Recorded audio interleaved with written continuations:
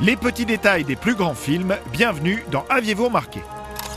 Après l'Égypte et son arche d'alliance, l'Inde et son temple maudit, Indiana Jones se retrouve de nouveau face aux nazis dans sa quête du Sacré Graal.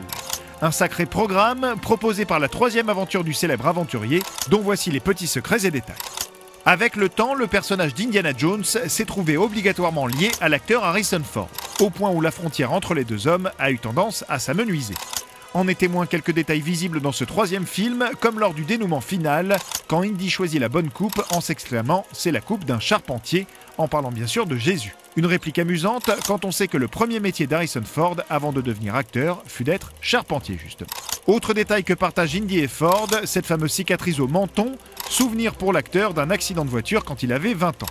Dans La Dernière Croisade, on peut voir Spielberg expliquer cette fameuse cicatrice par un malencontreux coup de fouet lors de la scène d'ouverture. Cela nous permet de citer un dernier petit détail concernant le personnage d'Indiana Jones avec l'acteur qui le joue plus jeune, le regretté River Phoenix. L'acteur fut choisi notamment car il avait déjà interprété le fils d'Harrison Ford dans le méconnu mais néanmoins excellent Mosquito Coast de Peter Weir. Mais le personnage d'Indiana Jones ne partage pas des détails qu'avec son incarnation à l'écran puisque son vrai nom révélé dans le film, Henry Walton Jones Jr., fut chippé au vrai nom de son créateur, George Lucas, qui s'appelle en version longue George Walton Lucas Jr. Les plus attentifs auront également remarqué que le jeune Indiana possède dans cette même séquence de début un husky malamute, le même chien que Lucas possédait à l'époque du premier film et qu'il avait également appelé Indiana. Bref, tout est lié.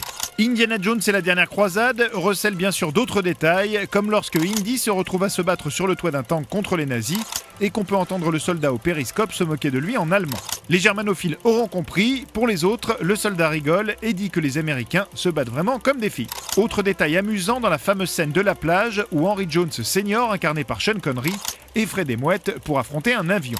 Sur ce plan, la majorité des mouettes sont en fait de vulgaires bouts de bois et de carton découpés qui, si on y regarde bien, ne bougent même pas quand l'acteur se dirige vers elles. On aura également pu s'apercevoir que lorsque Indy et son père arrivent à un croisement dans leur sidecar, ils doivent décider entre partir à Berlin ou aller à Venise.